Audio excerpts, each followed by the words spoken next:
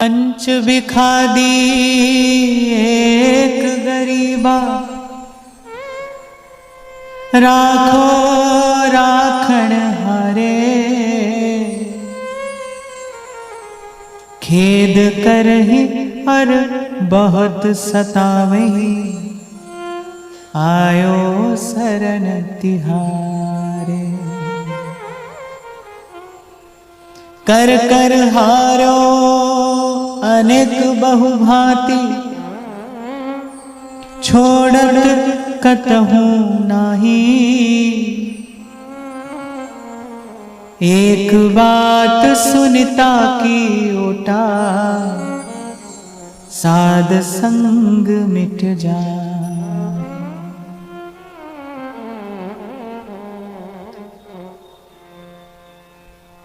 संतों की वाणी है, कहते हैं पंच विखादी। विखादी माने विषादी, विषाद उत्पन्न करने वाले। ये जो पंच विकार हैं, काम, क्रोध, लोभ, मोह, अहंकार,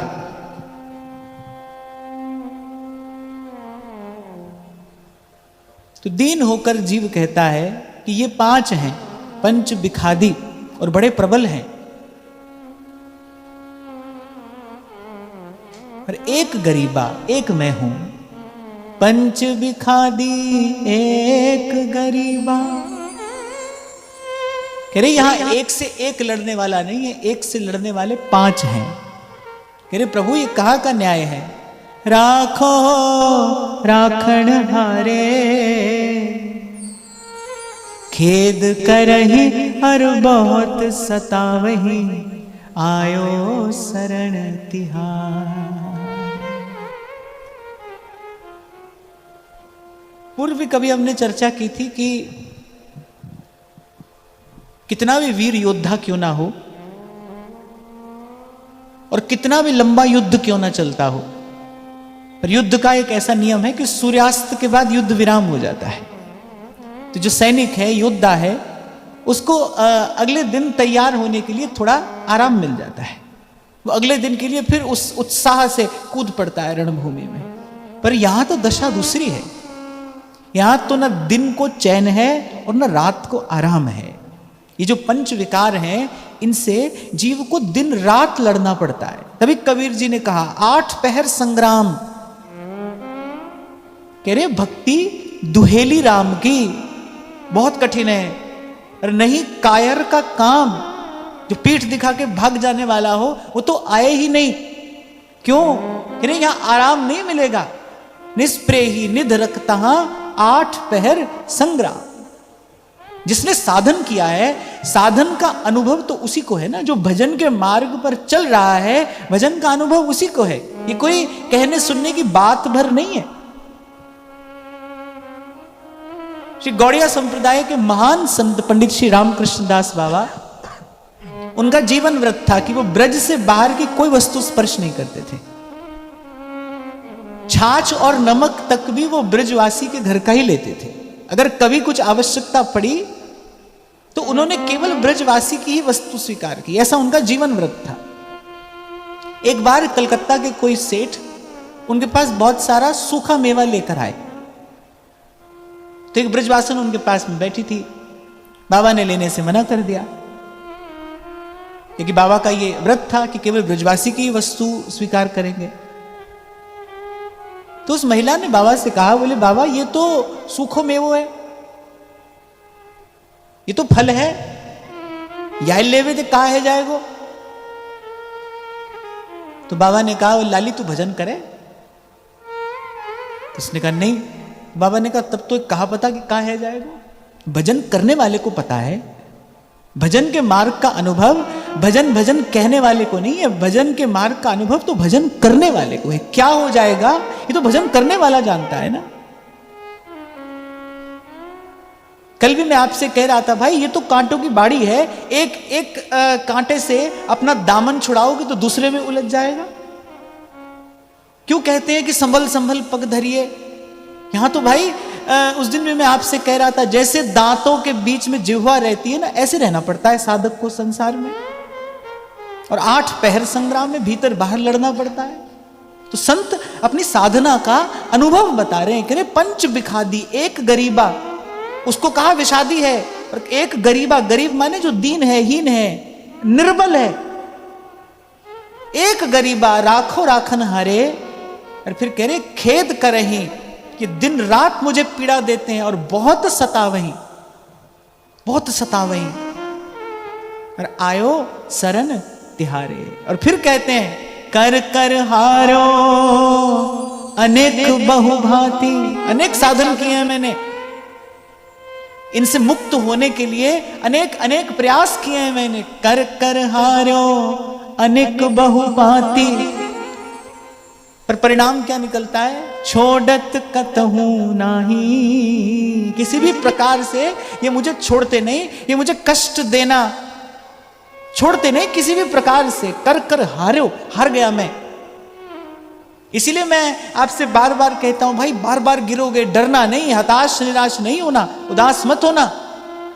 अनेक अनेक प्रकार की प्रतिकूलताएं आएंगी, और मैं तो आपको यहां तक कहूंगा, जैसे ही भजन के मार्ग पर पैर रखोगे, बाहर जो अनुकूल है वो भी प्रतिकूल होने लगेगा। देखो, संसार के रंग में रंगे रहोगे, संसार का खेल, संसार के इशारे पर खेलते रहोगे तो संसार राजी रहेगा। जैसे ही संसार की गति से अलग आप चलोगे, संसार की दिशा से अलग आप चलोगे, आप देखो जो अनुकूल है वो भी प्रतिकूल हो जाएगा। आप आजमा कर देखो, अनुभव करो। आज जो आपसे कहता है आपसे बड़ा प्रेम करते हैं, वो आपसे प्रेम थोड़ी करता है। प्रत्येक व्यक्ति अपने स्वार्थ से प्रेम करता है ना, अपने सुख से प्रेम करता है। जैसे ही आपसे उस व्यक्ति की सुख सिद्धि में बाधा आएगी, न प्रेम है, न स्नेह है, न कुछ है, कुछ भी नहीं है। तो कल जैसे एक माता ने प्रश्न पूछा था ना कि आसपास के लोग अब क्रोध दिलाने की चेष्टा करते हैं, तो ये लक्षण है, इसका मतलब आप सही मार्ग पर जा रहे हो, इसका मतलब आप उनसे अलग चल रहे हो ना। बाहर प्रतिकूलता आए तो घबराना नहीं, आएगी भाई, और एक नहीं अनेक आएंगी, एक नहीं अनेक आएंगी। पंच विखादी एक गरीबा, कह रहे खेद करहीं और बहुत सतावहीं, आयो शरण तिहारे। कर कर हारो अनेक बहुभांति, कह रहे बहुत साधन किए पर हाथ कुछ आया नहीं। कर कर हारो अनेक बहुभांति, छोड़त कतहु नाई। क्यों कहा महाप्रभु जी ने भाई, अंतिम समय तक भी जाने कौन सा विकार आपके भीतर सर उठाकर खड़ा हो जाए, जाने कौन सा विकार। इसलिए तो मैं कई बार कहता हूं भाई, कौन है यहां जो कह सके कि मैं सिद्ध हूं? कौन है जो कहता है ना वो भ्रम में है, वो भगवान की माया के स्वरूप को, वो भगवान की माया की शक्ति को नहीं जानता, तब कहता है कि मैं सिद्ध हूं।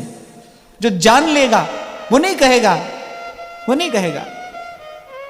तो कर कर हारो अनेक बहुभांति, छोड़त कतहु नाही। और फिर कहते हैं अंत में, माने केवल आपको और मुझे डरा नहीं रहे, आश्वासन भी देते हैं, फिर मार्ग भी बताते हैं कि ये सब हमने किया लेकिन कुछ हुआ नहीं, इन विकारों से मुक्ति मिली नहीं। कर कर हारो अनेक बहुभांति, छोड़त कतहु नाही। फिर कहते हैं एक बात सुनी ताकी ओटा, एक बात सुनी और उसकी ओट ले ली, माने उसका सहारा ले लिया। क्या? एक बात सुनी ताकी ओटा, साध संग मिट जाहि। बोले साधु के संग से ये पांचों मिट जाते हैं। हमने बहुत साधन किए, जब किया तब किया, अनेक अनेक साधन किए, लेकिन हम हार गए, इनको हरा नहीं पाए, ये जीतते रहे। काम को दबाया तो क्रोध बढ़ गया। ये तो मैं बिल्कुल मनोवैज्ञानिक बात कह रहा हूं। इसीलिए तो ध्रुवदास जी ने कहा रस बल छुटे जो विषय रस। इसीलिए बार बार आपको कहता हूं भाई, ये छोड़ने पकड़ने के आप चक्कर में मत पड़ो। यहां तो एक एक कांटे से अपना आंचल सुलझाओगे तो दूसरा तैयार है, काम को दबाओगे तो क्रोध खड़ा है, और काम और क्रोध को जीत लो तो फिर मुंह बाय अहंकार खड़ा है। लो मैंने काम और क्रोध को जीत लिया, फिर भी हार है। और काम और क्रोध और इन सबको जीतकर आगे चलोगे तो फिर कीर्ति का लोभ है। कहां जाता है ये सब? कहीं नहीं जाता है भाई, कहीं नहीं जाता। एक बात सुनी ताकी ओटा, एक बात सुनी ताकी ओटा, साध संग मिट जाए। साधु के संग में, संत के संग में, सत्संग में बने रहने पर ये पांचों धीरे धीरे धीरे धीरे विसर्जित हो जाते हैं। एक बात कहते बस इसी की ओट लिए हमने। और फिर कहते हैं प्रभु की कृपा तो क्या है, प्रभु की कृपा का तो एक ही लक्षण है, करी कृपा। फिर एक ही लक्षण है, करी कृपा संत मिले, मोहे तिन ते धीरज पाया। संत मिले और संत ने धीरज बंधाया। सत्संग धैर्य देता है ना। कई बार आपसे कहा इस मार्ग पर भाई एक ही आहार है, धैर्य का आहार, धीरज धरना पड़ेगा भाई। आप सोचो आज ही हो जाए, नहीं होगा। आप सोचो कल हो जाए, नहीं होगा। कब होगा? जब साहेब चाहेगा तब होगा। आपको और मुझे तो केवल धीरज धरना पड़ेगा, धीरज धरना है और उत्साह बना रहे। और मैं पुनः कहूं, उत्साह और धैर्य के मूल में दृढ़ निश्चय हो कि भाई अब इस मार्ग पर पैर धर दिया है, अब पीछे नहीं हटाना है। अब कुछ हो जाए पर इस मार्ग से पांव नहीं हटाना है। करी कृपा संत मिले, मोहे तिन ते धीरज पाया। उनसे धीरज मिल गया। किस बात का धीरज? क्या परिश्रम करना है। मैं कई बार कोई कहता है ना कि आशीर्वाद दो भजन हो, क्योंकि ये आशीर्वाद मत मांगो भजन हो, ये आशीर्वाद मांगो मैं भजन करूं, मैं भजन करूं। कई बार मैं देखता हूं बच्चे को लेकर जाएंगे, अरे महाराज इसको आशीर्वाद दो, ये पास हो जाए। अरे पास हो जाए ये आशीर्वाद मत मांगो, ये आशीर्वाद मांगो कि ये पढ़े, परिश्रम करे। हाथ पर हाथ धरकर बैठने के लिए भगवान ने मनुष्य का जीवन नहीं दिया है। मनुष्य माने जो पुरुषार्थ कर सके, उसका लक्ष्य ही एक है, उत्तिष्ठत जागृत प्राप्य वरान्य बोधत। श्रेष्ठ वस्तु को प्राप्त करने के लिए ही मनुष्य का जन्म मिला है। वो ध्यान से सुनिए, श्रेष्ठ वस्तु को प्राप्त करने के लिए भी नहीं, श्रेष्ठ वस्तु को प्राप्त करने के लिए ही मनुष्य का जन्म मिला। प्राप्य वरान्य बोधत, पुरुषार्थ करने के लिए मिला है। और कल भी मैं आपसे कह रहा था, पुरुषार्थ तो भाई मेहनत तो सभी कर रहे हैं। संसार का व्यक्ति मैं देखता हूं कितनी मेहनत करता है। भजन के मार्ग पर तो चलने में बड़ा सुख है, यहां तो बड़ा आनंद है। संसार की चक्की में कितना पिसता है व्यक्ति, कितना परिश्रम करता है। हाँ, पर सबकी मेहनत सफल हो तो कोई आवश्यक नहीं है, मेहनत तो बहुत लोग करते हैं। एक रिक्शा चलाने वाला बेचारा सुबह से शाम तक कितना पसीना बहाता है, रात को घर लौटते समय मुट्ठी भर सिक्के तो उसके हाथ में आते हैं। मेहनत में कहां कमी है? मेहनत तो बहुत कर रहा है, पर मेहनत फलीभूत कहां हो रही है? इसीलिए कल भी हमने चर्चा की ना, जिन्नी नाम ध्याया गए मसक्कत काल, नानक ते मुख पूज ले, कहते छुट्टी नाम सतनाम सतनाम सतनाम सतनाम। तो सब बात का निचोड़ एक बात देते हैं, एक बात सुनीता की ओटा, उसी की ओट में रहना है, उसी के आश्रय में रहना है।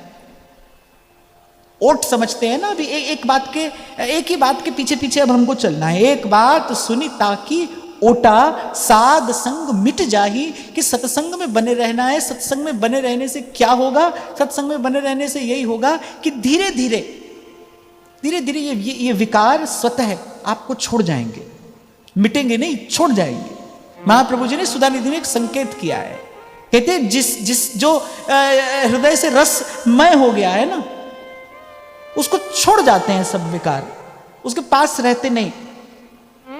आपको स्मरण हो तो कभी मैंने आपसे कहा था कि यदि आप नकारात्मक विचार को रहने के लिए स्थान न दें तो नकारात्मक विचार नहीं रहेगा। आसुरी वृत्ति को रहने के लिए स्थान चाहिए। ये जो भटकती हुई आत्मा होती है, ये किसी के शरीर पर अधिकार करके ही तो अपना कार्य करती है ना, उसको कोई स्थान चाहिए रहने के लिए, तभी वो अपना कार्य कर पाएगी, नहीं तो भटकती रहे। उसको अपना कार्य करने के लिए कोई ना कोई शरीर चाहिए, कोई ना कोई स्थान चाहिए। हम भी यदि अपने जीवन में इन आसुरी वृत्तियों को रहने के लिए स्थान न दे तो ये नहीं रह सकती। ये काम, क्रोध, लोभ, मोह, अहंकार, ये जितने भी विकार हैं, हम इनको रहने के लिए स्थान देते हैं, तभी ये रह पाते हैं। तो जब भर जाता है ना तन मन प्राण में गुरु का ज्ञान, जब तन मन प्राण में गुरु का ज्ञान भर जाता है, जैसे मीरा कहती हैं, बिन करताल पखावज बाजे, बिन करताल पखावज बाजे, रोम रोम रणकार रे, रोम रोम रणकार रे, फागुन के दिन चार होरी खेल मनारे, फागुन के दिन चार। अपने मन से कैसे बात करनी है तो संत से सीखना चाहिए। प्रभु से कैसे बात करनी है संत से सीखना चाहिए। कैसे अपने मन से बात की जाती है, कैसे अपने मन को मनाया जाता है, कैसे अपने मन को भजन के मार्ग पर चलाया जाता है। करिए रोम रोम रणकार रे। अब मेरे रोम रोम में क्या है? गुरु का ज्ञान। हाँ, गाया है मीराबाई शाह ने।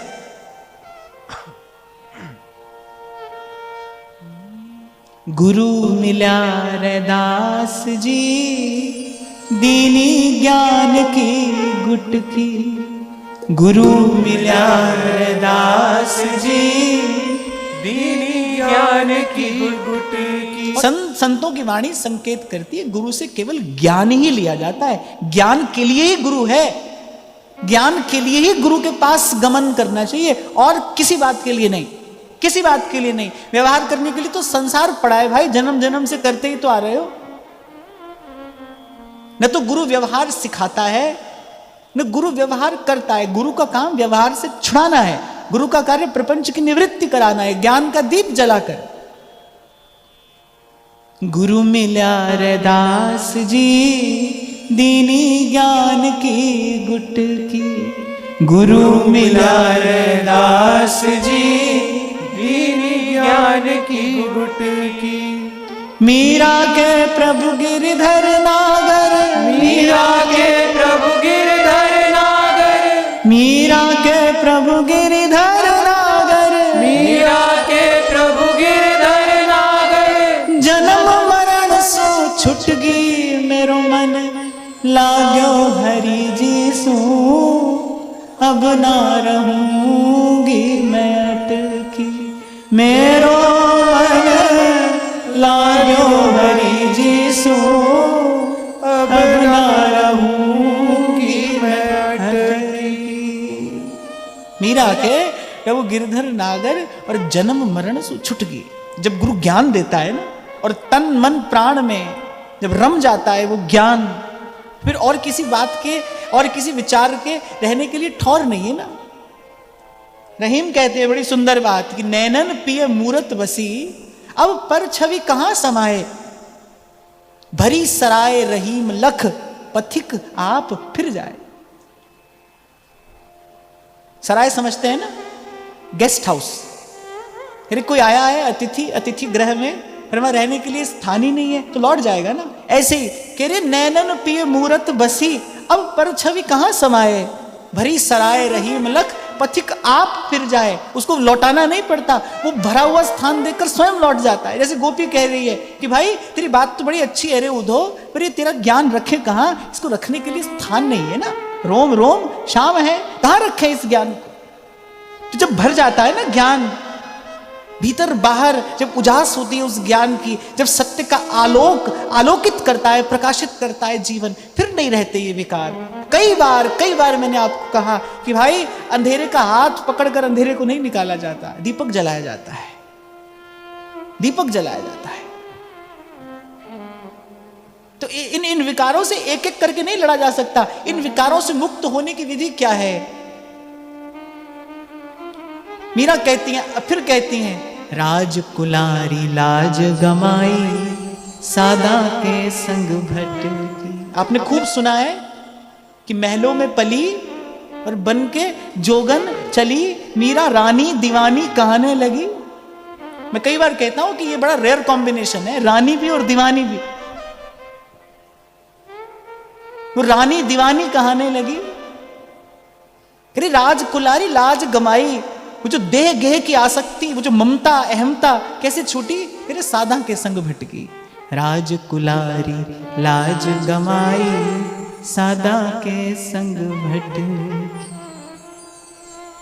चलो गाओ।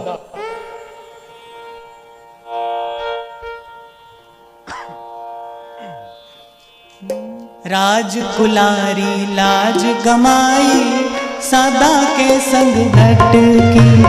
राजकुलारी लाज गवाई, सादा के संग भटकी। अच्छा, कोई छोटी मोटी सेठानी नहीं है मीरा जी। भारत का सर्वश्रेष्ठ राजकुल और उसकी पटरानी है वो। और दर्शन देखिए कहां हो रहा है उनका। ये संतों के संग के लिए भटकी, यहां वहां भटक रही हूं संतों के संग, और भटकने में बड़ा सुख है। राजकुलारी लाज गमाई, लेकिन ये जो मेरी देह गेह की आसक्ति छूटी, ये किसकी कृपा है? मेरे संतों के संग की कृपा है। राजकुलारी लाज गमाई, सादा के संग भटकी। राजकुलारी लाज गवाई, सादा के संग भटकी। नित उठ हरि जी राम मंदिर जास्या, नित उठ हरि जी का मंदिर जास्या, नित उठ हरि जी राम मंदिर जास्या। नित उठ हरि जी का मंदिर जास्या। नाचा दे दे छुटकी, मेरो मन लाग्यो हरि जी सू। अब ना रहूंगी बैठकी, मेरो मन लाग्यो हरि जी सू। अब ना रहूंगी बैठकी, मेरो मन लाग्यो हरि जी सू। अब ना रहूंगी बैठकी, मेरो मन लाग्यो हरि जी सो। अब ना रहूंगी मैं अटकी। गुरु मिल्या रे दास जी, दीनी ज्ञान की गुटकी। गुरु मिला रे दास जी, दीनी ज्ञान की गुटकी। इसलिए भाई मेरी समझ से तो बस प्रभु की कृपा का एक ही अर्थ है, उसका एक ही परिणाम है, उसका एक ही प्रसाद है, जो कह लीजिए एक ही बात, दूसरी नहीं, कि बस ऐसा कोई संत मिल जाए। मैं आपको बता नहीं सकता, शायद न कह पाए शब्द, न्याय न कर पाए शायद शब्द इस भाव से कि कितना दुर्लभ है, कितना दुर्लभ है जन्म जन्म के भटकते हुए जीव को किसी ऐसे प्यारे संत का मिल जाना। गुरु मिला रे दास जी, दीनी ज्ञान की गुटकी। गुरु मिला रे दास जी, दीनी ज्ञान की गुटकी। मीरा के प्रभु गिरधर नागर, मीरा के प्रभु गिरधर नागर, मीरा के प्रभु गिरधर नागर। मीरा के प्रभु गिरधर नागर। जन्म मरण सो छुट गई मेरो मन, लाग्यो हरि जी सू। अब ना रहूंगी मैं अटकी, मेरो मन लाग्यो हरि जी सो। अब ना रहूंगी मैं अटकी। शायद तभी कबीर जी ने कहा है, देखत चढ़े।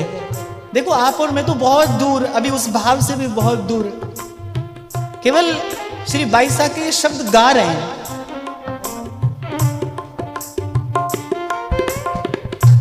उस देश से, उस भाव से अभी तो बहुत दूर है, हम केवल गा रहे हैं अपने भाव में, इन असमर्थ शब्दों से केवल केवल श्री मीरा जी के भाव का दर्शन करने का प्रयास कर रहे हैं। पर आप देखिए इस क्षण के आनंद का अनुभव करिए। मीरा के प्रभु गिरधर नागर, मीरा के प्रभु गिरधर नागर, प्रभु गिरधर नागर। मीरा के प्रभु गिरधर नागर। जन्म मरण सो छुट गई मेरो मन, लाग्यो हरि जी सू। अब ना रहूंगी मैं, मेरो मन लाग्यो हरि जी सो।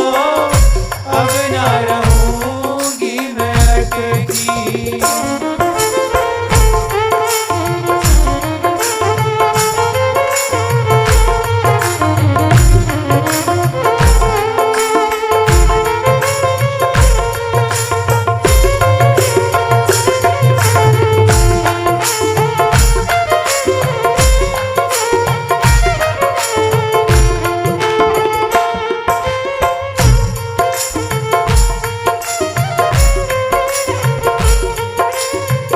राजकुलारी लाज गमाई सादा के संग भटकी। लाज कुमारी लाज गवाई सादा के संग भटकी। तभी कल जब किसी माता ने प्रश्न किया ना, बाहर बड़ी प्रतिकूलता है, अरे ऐसी प्रतिकूलता है, वो समय था जब राजकुल की स्त्रियों को सूर्य चंद्रमा भी नहीं देख पाते थे। वो समय था। श्री भक्तमालकार कहते हैं मीरा जी के लिए, लाज छाण गिरधर भजी। तो मीरा जी कहती है ये जो मेरी ममता है ना, ये जो देह गेह की जो आसक्ति है, जो लोक की लाज है, ये जो दुस्त्यज बंधन है, इसको तुड़ाने छुड़ाने वाला कौन है? कह रही साधु संग है। साधु संग से छूटा है ये। राजकुलारी लाज गवाई सादा के संग भटकी। राजकुलारी राज गवाई सादा के संग भटकी। नित्य उठ हरि जी राम मंदिर जास्या। नित्य उठ हरि जी मंदिर जास्या। नित्य उठ हरि जी राम मंदिर जास्या। नित्य उठ हरि जी मंदिर जास्या। नाचा दे दे चुटकी मेरो मन लाग्यो हरि जी सो। अब ना रहूंगी मैं मेरो मन लाग्यो हरि जी सो। अब न रहूंगी मैं अटकी। मीरा के प्रभु गिरधर नागर। मीरा के प्रभु गिरधर नागर। मीरा के प्रभु गिरधर नागर। मीरा के प्रभु गिरधर नागर। जन्म मरण सु छुटकी मेरो मन लाग्यो हरि जी सो। अब ना रहूंगी मैं अटकी। मेरो मन लाग्यो हरि जी सो। अब न रहूंगी मैं अटकी। मेरो मन लाग्यो हरि जी सो। अब न रहूंगी मैं अटकी। मेरो मन लाग्यो हरि जी सो। अब न रहूंगी मैं अटकी। बस प्रभु की कृपा तो ये हो कि ऐसा कोई संत मिल जाए। मैं यहां से बैठकर और बड़े विचार पूर्वक ये बात कह रहा हूं भाई, मेरे लिए भी और आपके लिए भी ये बड़ा दुर्लभ था। इसीलिए मैं बार बार कहता हूं श्री जी से कृपा मांगिए नहीं, उनकी कृपा का पुनः पुनः स्मरण करिए, धन्यवाद करिए, कृतज्ञ होइए। हमको महाप्रभु मिल गए। कितना सीधा, कितना सरल, कितना सरस मार्ग हमको हमारे आचार्य ने दिया। नहीं तो भाई कहां कहां भटक रहे होते, किस किस फेर में पड़े होते। हमको ये मार्ग मिल गया। ये छोटी बात नहीं है, बड़ी उपलब्धि है ये कि हमको ये मार्ग मिल गया। हमको ऐसा समर्थ आचार्य मिल गया। अरे सुख दुख क्या, जिसने हमको धर्म के विधि निषेध के बंधनों से भी छुड़ा दिया। सुख दुख तो छुड़ाया सो छुड़ाया, पर हमको विधि निषेध के बंधनों से भी छुड़ा दिया। कुछ कुछ ऐसा रस प्रदान किया कि जिस रस की बात करते करते, जिस रस की चर्चा करते करते निवृत्त हो जाता है संसार का क्लेश प्रपंच, उसकी चर्चा से उसकी निवृत्ति हो जाती है। जिन्होंने लड़ैती सी स्वामिनी हमें दी और दिए लाल से नेह सागर छबीले, हमको भजन करने के लिए प्रिया लाल दिए। अब भजन करने वाला तो भाई बैठा एकांत में किसी गिर की कंदरा में किसी ब्रह्म ज्योति का भी ध्यान कर रहा है। अगर उसको उसके गुरु ने वो ध्यान दिया है तो वो वही ध्यान तो कर रहा है और उसको वही करना होगा, उसको वही करना होगा। गुरु द्वारा प्रदत्त मार्ग पर चलने से ही तो सफलता मिलती है। ये कितनी ऊंची बात है, कितनी मीठी बात है कि हमारे महाप्रभु जी ने हमको ध्यान करने के लिए, सेवा करने के लिए, भजन करने के लिए क्या दिया है?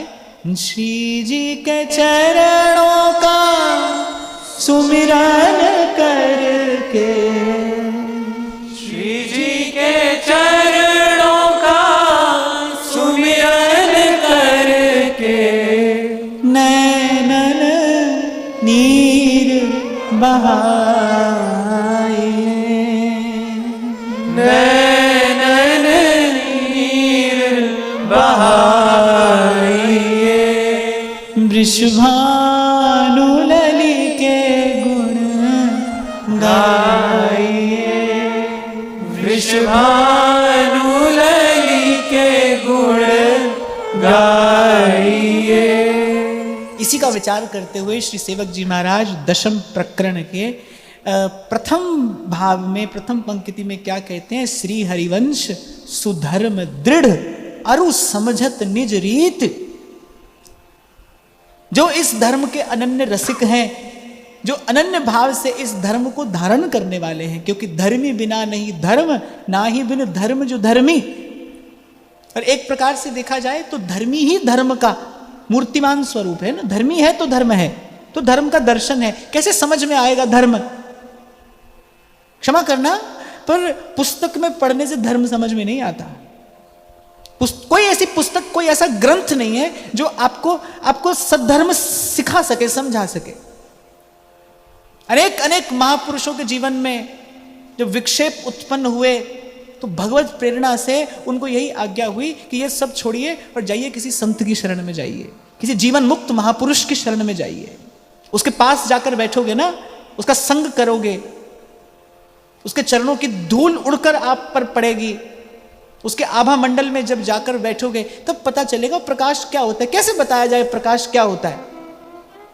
वहां जाकर देखो, देखो सत्य का आलोक क्या है, देखो ज्ञान का प्रकाश किसे कहते हैं। उसके पास जाकर बैठो। यहीं से आज मैंने आरंभ किया।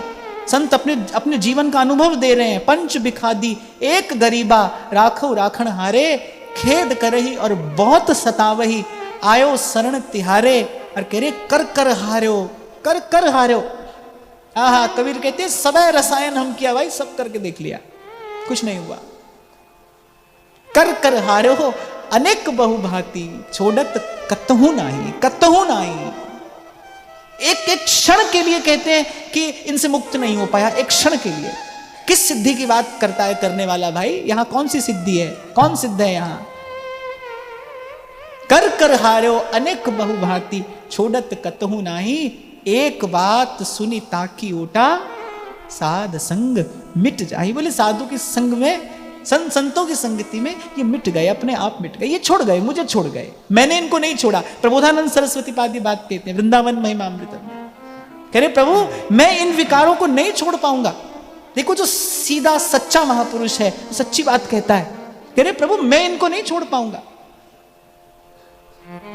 अगर कोई कहे कि हम अपने अपने बल, अपनी सामर्थ्य से मुक्त हो गए पंच विकारों से, मुझे कहने में कोई संकोच नहीं भाई। झूठ कहता है, ये झूठ है, ये झूठ है, ये संभव नहीं है, हो नहीं सकता, हो ही नहीं सकता।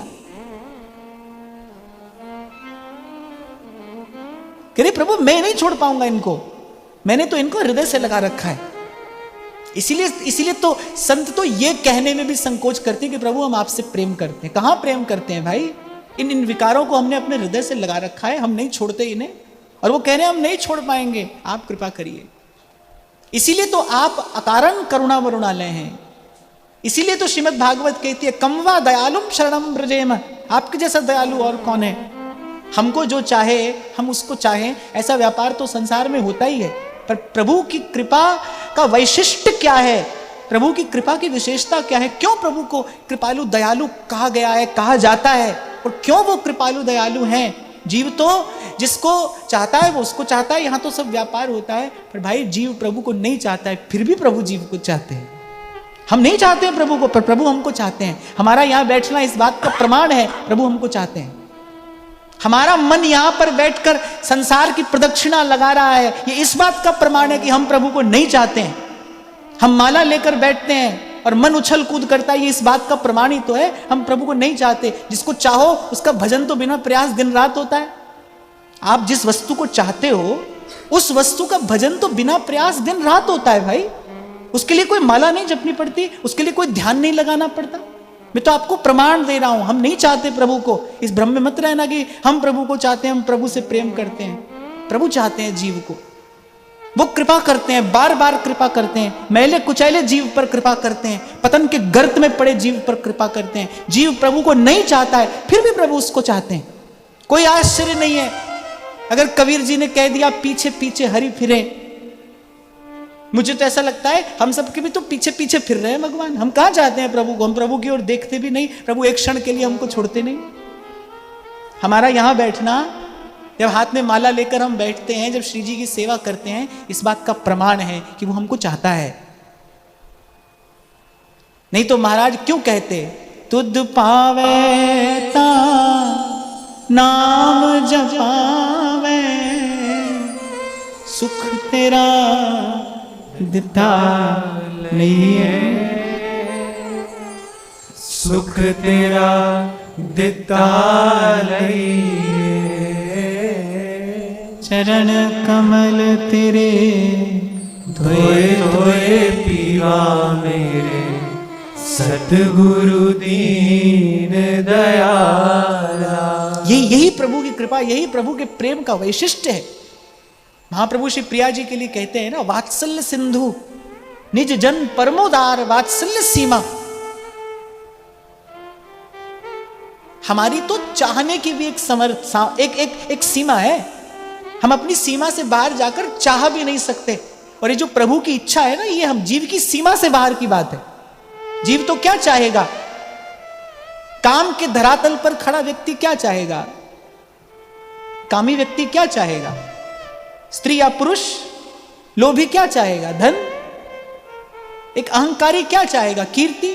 उसकी कीर्ति, उसके अहंकार का पोषण होता रहे। हम काम, क्रोध, लोभ, मोह, अहंकार के धरातल पर खड़े जीव कैसे प्रभु को चाहेंगे? अरे प्रभु को चाहने के लिए भी प्रभु की कृपा चाहिए। प्रभु को चाहने के लिए भी प्रभु की स्वीकृति चाहिए। प्रभु की इच्छा हो तो कोई प्रभु को चाहे।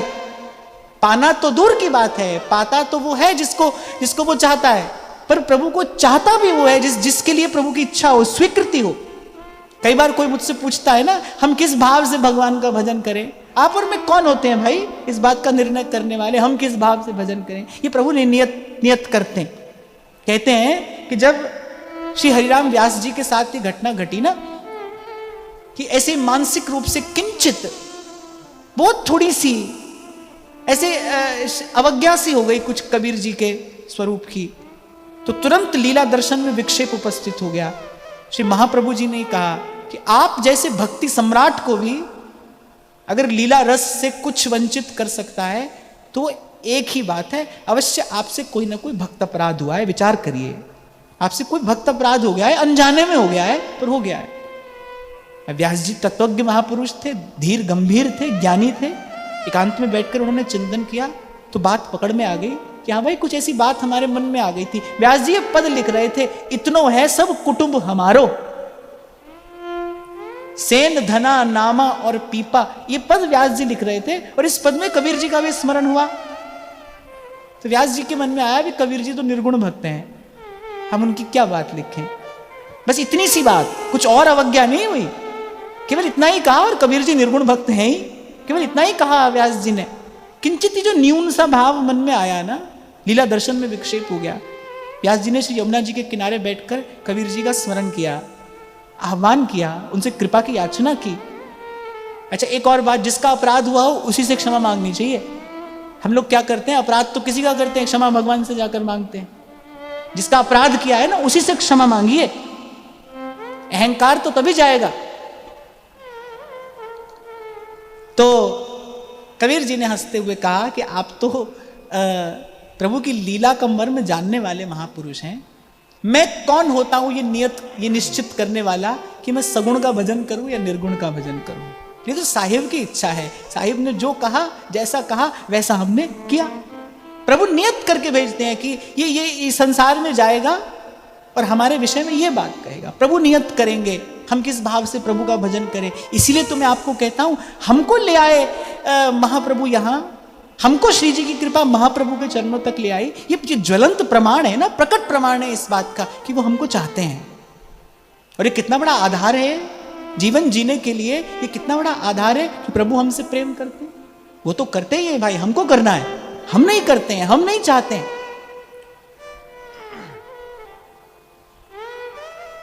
यही मन के दर्पण पर पड़ी धूल तो सत्संग साफ करता है, हमको ये बताता है कि कहां खड़े हैं हम, क्या है हमारी वास्तविकता।